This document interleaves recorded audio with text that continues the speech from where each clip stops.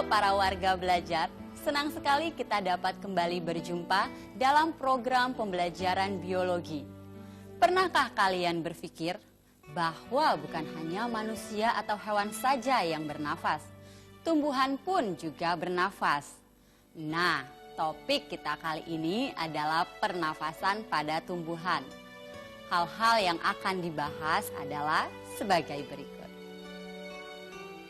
Proses kimia pada pernapasan tumbuhan, pernapasan pada tumbuhan tingkat tinggi, pernapasan pada tumbuhan tingkat rendah, bukti bahwa tumbuhan melakukan aktivitas pernapasan. Salah satu ciri makhluk hidup, baik manusia, hewan maupun tumbuh-tumbuhan adalah bernapas.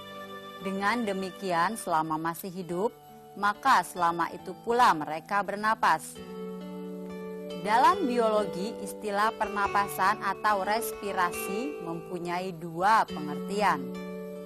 Yang pertama, respirasi sel atau proses oksidasi. Dan yang kedua, respirasi eksternal atau yang dikenal dengan pertukaran gas oksigen atau O2 dengan karbon dioksida. Dengan demikian dapat dikatakan bahwa pernapasan merupakan proses masuknya oksigen atau O2 ke dalam tubuh organisme untuk keperluan pembakaran atau oksidasi.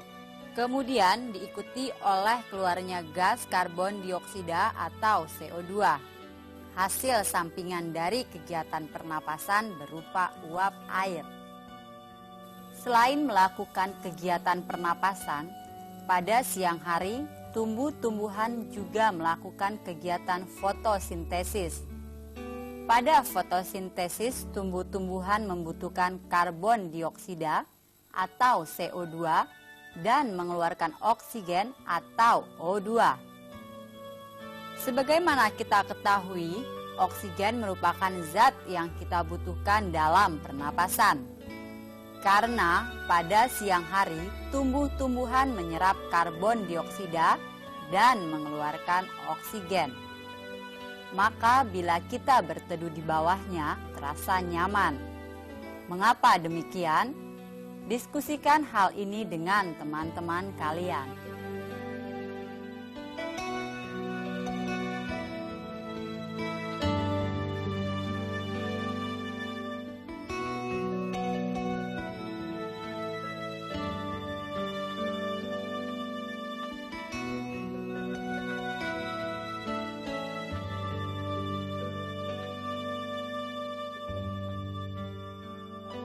Perhatikan pada malam hari, tumbuh-tumbuhan menyerap oksigen dan mengeluarkan karbon dioksida.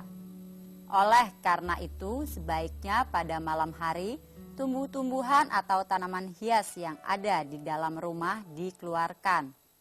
Mengapa demikian? Diskusikan hal ini dengan teman-teman kalian.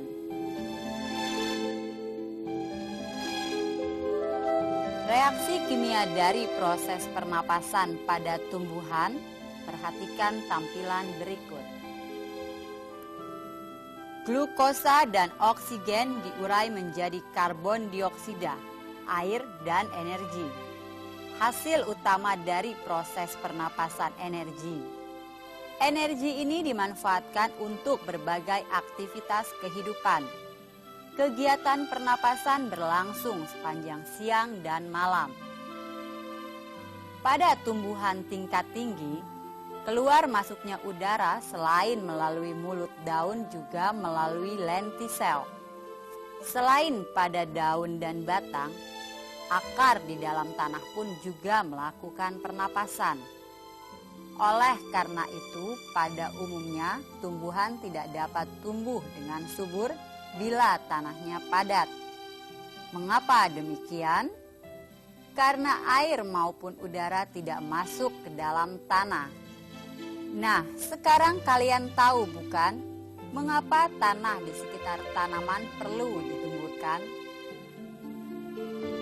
Pada tumbuh-tumbuhan tingkat tinggi, ada pula yang memiliki rongga udara di dalam batangnya. biasanya dimiliki oleh tumbuhan yang hidup di air seperti padi, kangkung, genjer, dan lain-lain. Beberapa tumbuhan epifit atau yang tubuhnya menempel di tembok-tembok atau menempel pada tumbuhan lain mempunyai akar nafas. Akar yang digunakan untuk bernafas bergelantungan di udara.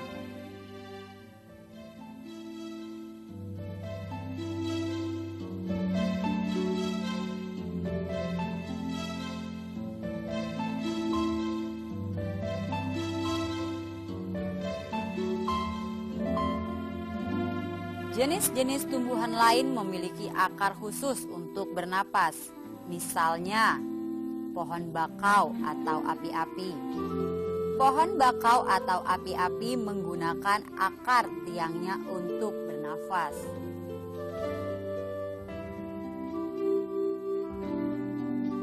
Pohon beringin menggunakan akar gantungnya untuk bernafas. Warga belajar, dari pembahasan tadi ada beberapa kesimpulan yang dapat kita peroleh, yaitu setiap makhluk hidup termasuk tumbuhan melakukan pernapasan. Proses kimia pernapasan adalah glukosa dan oksigen diurai menjadi karbon dioksida, air, dan energi. Hasil dari pernapasan berupa energi.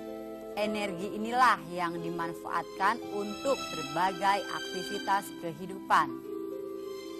Kegiatan pernapasan berlangsung sepanjang siang dan malam. Demikianlah warga belajar materi bahasan kita pada segmen pertama. Sebelum masuk ke segmen berikutnya, marilah kita diskusikan beberapa hal berikut ini. Pertama, mengapa pada siang hari terasa nyaman bila berteduh di bawah pohon yang rindang?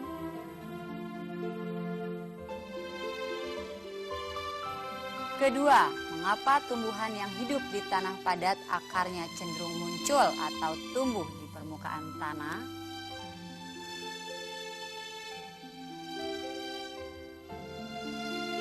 Sekarang cocokkan jawaban kalian dengan jawaban berikut.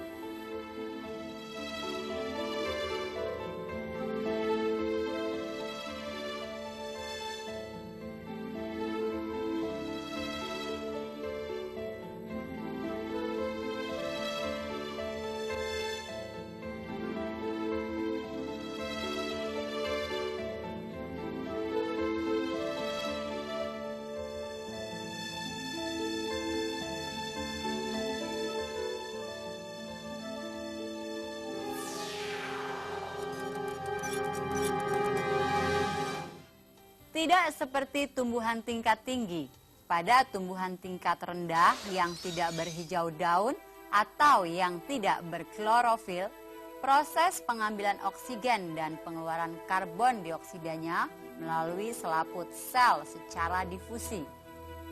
Salah satu contoh tumbuhan tingkat rendah yang tidak berklorofil adalah jamur ragi.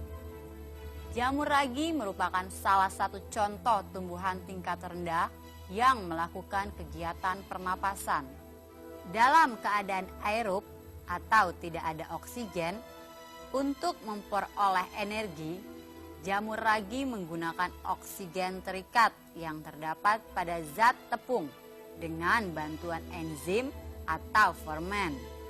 Jamur ragi menguraikan zat tepung menjadi alkohol dan karbon dioksida serta energi. Pada contoh ini, zat tepung yang diuraikan oleh jamur ragi adalah singkong. Singkong oleh jamur ragi diuraikan menjadi tape. Sebagaimana kita ketahui bahwa di dalam cairan tape terkandung kadar alkohol yang tinggi. Dengan demikian, oleh jamur ragi singkong dapat diuraikan menjadi alkohol dan karbon dioksida serta energi. Proses penguraian dari zat tepung menjadi tape dengan bantuan enzim dan ragi disebut proses fermentasi. Kemampuan jamur ragi atau mikroorganisme lain untuk mengadakan fermentasi ini bukan hanya dimanfaatkan untuk pembuatan tape, tetapi juga dimanfaatkan untuk keperluan lain, seperti pembuatan alkohol, tempe, anggur, bir, roti, dan lain-lain. Proses kimia fermentasi oleh ragi adalah zat tepung diurai menjadi alkohol, karbon dioksida, dan energi. Warga belajar, demikianlah bahasan kita tentang pernapasan pada tumbuhan tingkat rendah. Ada satu kesimpulan yang harus kita ketahui, yaitu sistem pernapasan pada tumbuhan tingkat rendah, proses pengambilan oksigen dan pengeluaran karbon dioksidanya melalui membran sel secara difusi.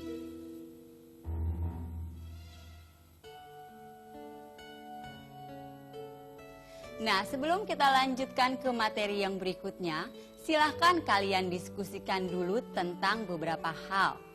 Perbedaan sistem pernapasan pada tumbuhan tingkat tinggi dan tumbuhan tingkat rendah.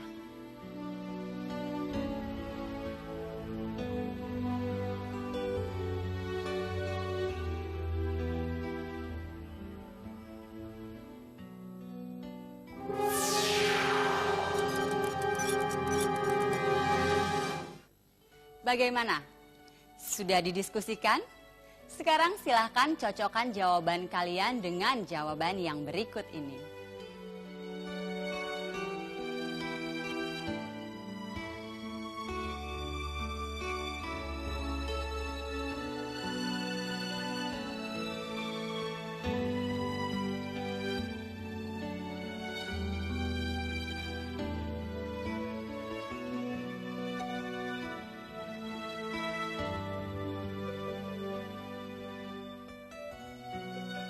Setelah diketahui bahwa tumbuhan, baik yang tingkat tinggi maupun yang tingkat rendah, melakukan pernapasan, maka hal ini perlu dibuktikan melalui sebuah percobaan.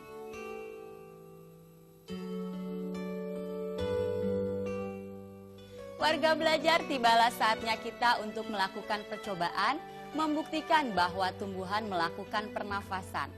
Percobaan dilakukan dengan menggunakan air kapur yang dimasukkan ke dalam botol dan tumbuhan yang berupa kecambah.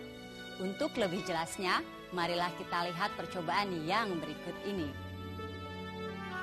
Untuk melakukan percobaan diperlukan beberapa peralatan dan bahan sebagai berikut.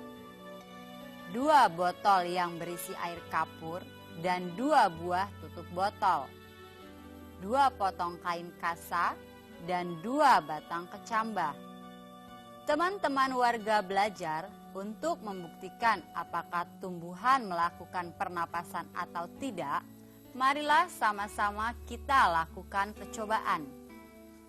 Pertama, masukkan kain kasa yang berisi kecambah ke dalam botol A yang berisi larutan air kapur. Kemudian botol ditutup rapat. Kemudian kain kasa yang tidak berisi kecambah kita masukkan ke botol B yang juga berisi larutan air kapur seperti pada botol A. Kemudian tutup rapat-rapat.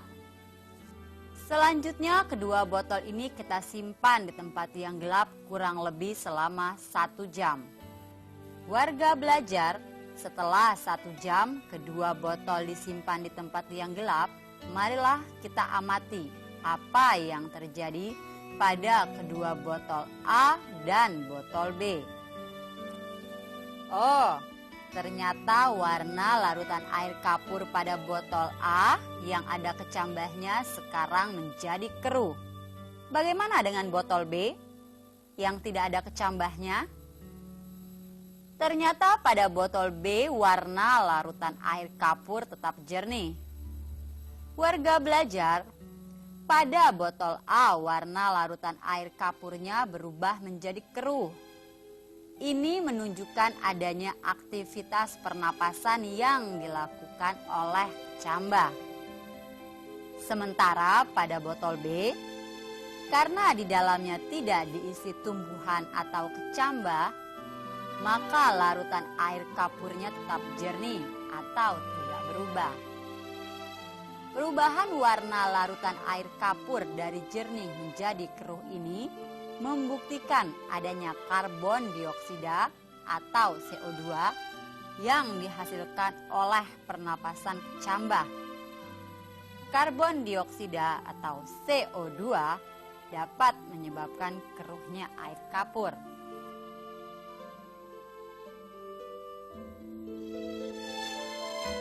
Warga belajar dari percobaan tadi dapat kita simpulkan bahwa seperti halnya kita, tumbuhan juga melakukan kegiatan pernapasan.